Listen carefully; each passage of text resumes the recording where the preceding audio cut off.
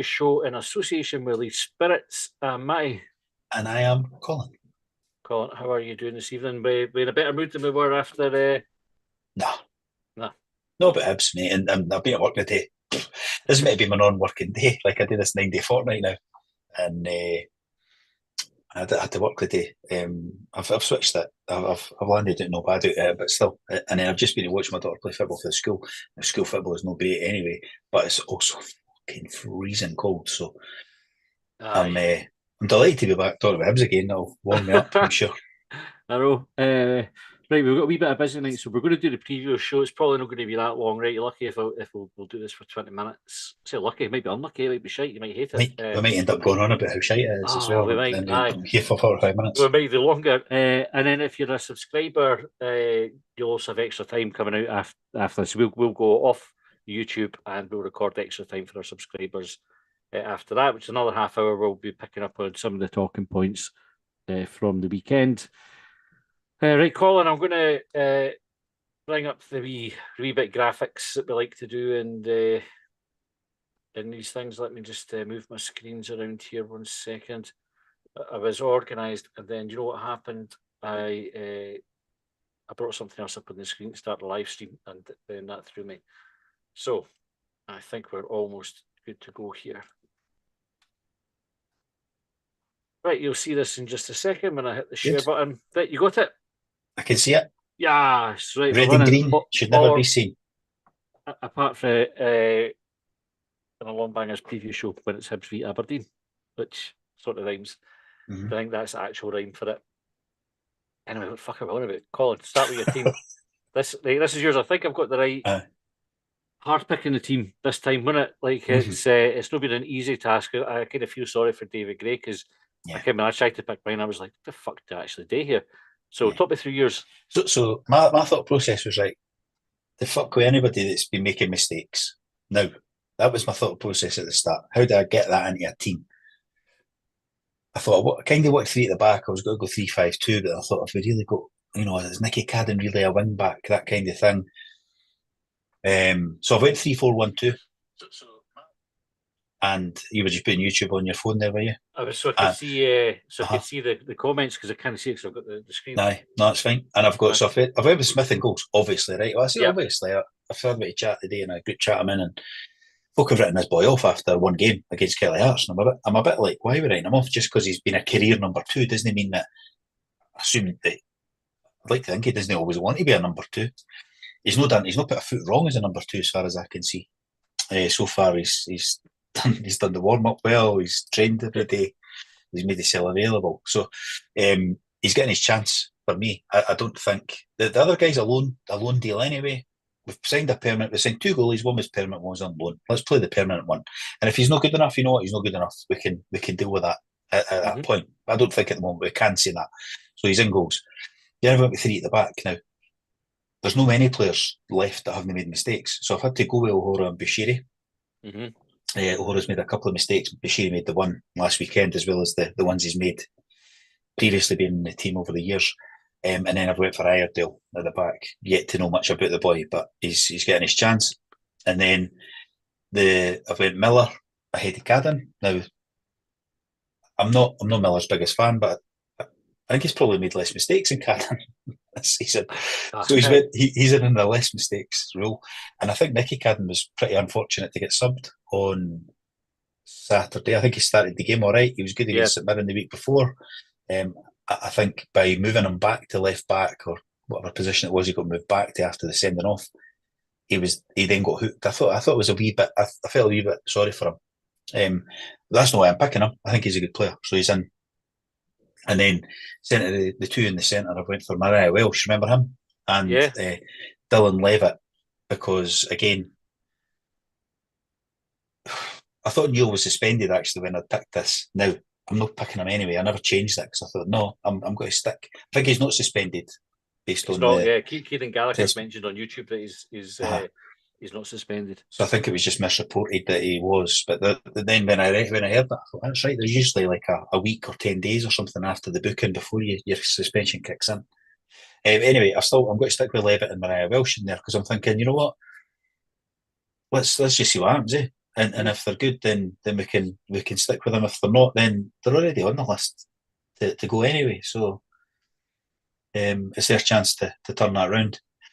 Stuck Hoylett in front of that in the 10, and then I went with Gale and Kuharovic up front. Now Gale obviously got injured, looked all right, got injured, not been really back in the team. Thought Kuharovic started the game all right another night, and then I think when he's isolated up there, he's not the same. So I think get somebody up there in and around about him, and then you'll have the two of them actually, hopefully around about him. Might see a different player.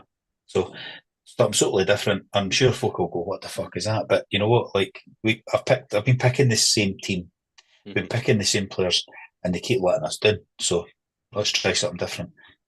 Doesn't feel that different, but I think you've only got so much you can do, though. Really, Yeah. with the players that we've got there. Ian Toggle says, "No chance, shite, and mere shite." I don't know if he's referring specifically to your podcast. To your to the podcast, or to your selection, or to the players that are available, or just Hibs in general. It's fucking hard to tell. All right, well, John, if you remember him, or John submitted a team as well. Just in case anybody thought it had like a big Oasis style breakup, we've no. It's just we're still in touch with him. He's having we still talk to him in that. Aye, he's still very much a part of the podcast. So he's on for Bursick and goals. He's not been paying attention to football recently. Yeah, he's off after having had a big bump in the head, clearly. Miller, Bashiri, O'Hara, Iredale. Triantis is a sort of defensive midfielder, and then Boyle, Levitt, Kwan, Yuan, and Gale up top. What do you think of John's team, Colin? It's all right. I mean, the layout 4-1-4-1, it's all right. It's probably no too dissimilar to the 3-1-4-2. You know what I mean? But and a lot of the bodies are the same bodies, aren't they? He's got Iredale at left back. I'm not sure. Definitely not convinced on having the goalie in. I think he's done now. That's him for me. Triantis, I don't think he tracks his man. Cohen's shown he doesn't track his man. I don't think you've got to get that for Levitt. I think the midfield's a wee bit might be better going forward than it is going back. Aye. Especially with Yuan and Boyle out wide. So I think that team could get overrun. Yeah, well, I'm just noticing here, and I think this might sort of be part of the problem. Look at the images of these players. They're standing with their fucking arms folded, like they're not interested at all. Yeah. I think they needed more positive body language and getting their photos taken, and we might have been in a better position this season. I'm not sure about John's team. I don't think Boyle's in great form. I don't think Yuan's in great form. I don't think Quan. I mean, none of the team are. No. Gale's not really done anything since coming in. Bursick, enough said about that. Okay, right. Well, I'll tell you what. We'll go next to listener Sandy Thievnot. He sent us this through the week. So, hello, Sandy, if you're watching. Now, Sandy gives some context at this time. Last time we kind of skipped through his team without the context. So, he says, having got slated last week, my team is Bursick has gone. So, he's got Smith in goals. Tossed a coin for the goalie. Abita's out suspended, so Iredale in. Ekpateta's injured, so I have to keep Rocky. Miller over Cadden for his speed on the overlap. Kept Newell because he has something to prove, but not as captain. I put Levitt central midfield and give him the captain's band. Mariah Welsh over Martin Boyle. Sadly, he's lost a yard of pace. Hoylett and Cadden switching about wide or central to supply Dwight Gale or snatch a goal. Used Collins' Christmas tree formation. I don't mind that, by the way. Don't mind that. I'm not sure about Levitt being captain. I don't really care who the captain is, to be honest. She gets to Smith for a laugh, eh? Come in as number 2. Bring her as captain. They're not going to play Newell and they'll make him captain, though. You know what I mean? That's not happening. The way you get Newell, the band off Newell is by not playing him. Aye. But I think you'd probably be looking at O'Hara or somebody to be the captain, or maybe one of the old heads, Gale or Hoylett. I don't know. But anyway, so what? Captain doesn't matter. Fuck, really. It's what they do, innit? You didn't need to be the captain to go and lead. So, aye. I don't mind that. Sorry. Aye, I think that's all right. Aye, okay. Well, Kieran Gallagher's put a team in. It's actually Ian Tolkle put one in, but his is Harriet, Brownlee, Shadler, Stanton, Blackley, Edwards, O'Rourke, Gordon, Cropley, and Duncan. I'm not sure about that. What formation is that? Like a 2-3-5 or something? I reckon, but Then Kieran said Smith, Miller, Rocky, Triantis, Iredale, Nicky Cadden, Quan, Levitt, Ewan, Boyle, and Gale. He says, go for it. Fuck this setting up to stop them. I'm not sure about Ewan and Boyle being in the team though. Like, I don't think either. One or the other, maybe. Yep. Jack said drop Bashiri as well. I mean, I think who you're playing instead of him, Well, Jack. that's the problem we have. You could play. It depends if you play four at the back. You could play Iredale in the middle with O'Hora and Miller and Nicky Cadden at left back if you can play there. Yes.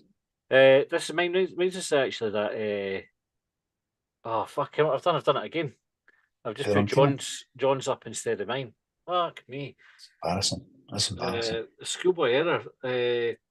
I'm playing with my equipment, obviously, and no mind. So it's because I had a similar formation. No, I didn't. Mine was completely fucking different. Fuck me. Right. I'll talk you through mine. See if I can't show it right. So I had Smith in goals for obvious reasons.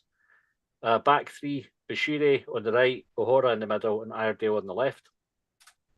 I put Quan as a defensive midfielder, sitting just in front of O'Hora. Then 4 across the middle, I've got Miller on the right. Mariah Welsh and Levitt as the central two, and Nicky Cadden on the left. And then I put Boyle and Ewan as the two forwards. I just thought we'll put a bit of pace in there and hopefully we can get in behind them. I suspect we're going to need to try and go long because we'll get pinned back in our half. And I actually don't know what their weaknesses are. Aberdeen side, I've not paid much attention to them. I've obviously seen the results, but I've not paid much attention to their sort of formation or if they're slow at the back, play high line, all that stuff. Because well, I know like traditionally one of their weaknesses is that they'll enjoy shagging sheep. Well, that's sometimes that they'll be fucking disappointed. Though the farmers, man, they'll be like protesting and everything. I mean they're going to get inheritance taxed up their asses, Right, let's have I didn't really if I want to do this, but we'll have a wee look at the We're colouring this quite well now, though. I mean, the colours will be coming along with the colour chat. Loads of red. Loads of red. Is the green all dropped off? It was that long ago, I think we are just about out of green for ours.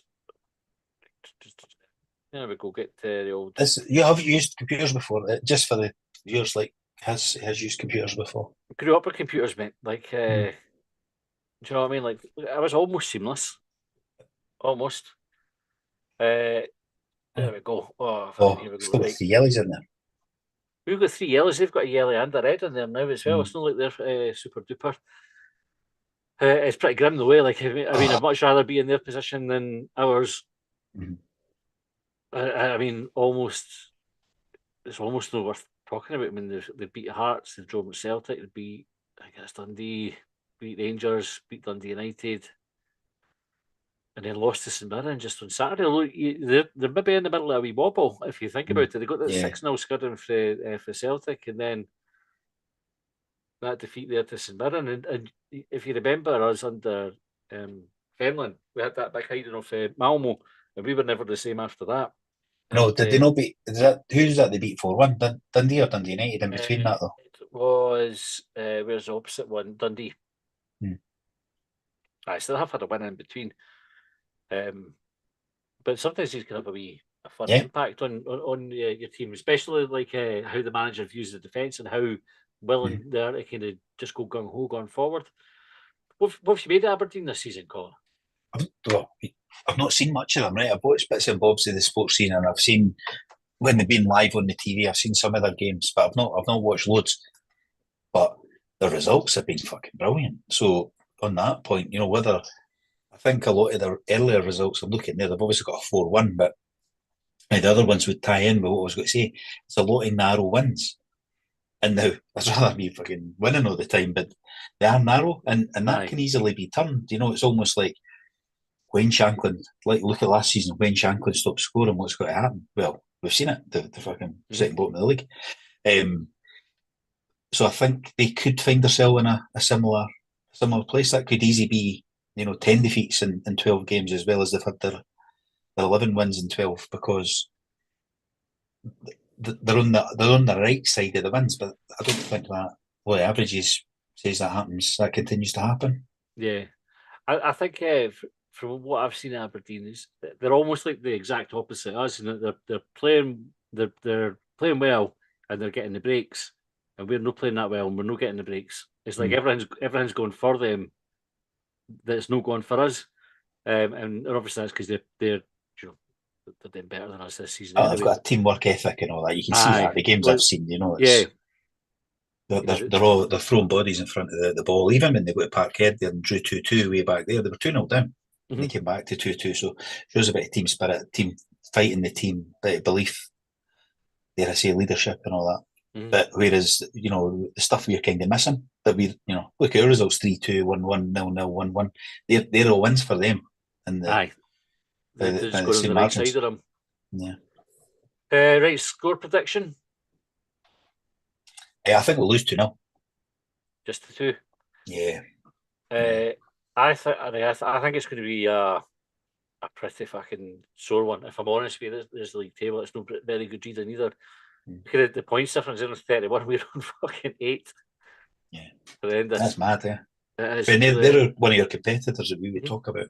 We need to be up there with Aberdeen and Hearts. You know what I mean? 23 points behind them after their 12 games. 12, 13 games. I think my worry for us tomorrow is that I think David Gray's going to have the same problem that we had picking the team.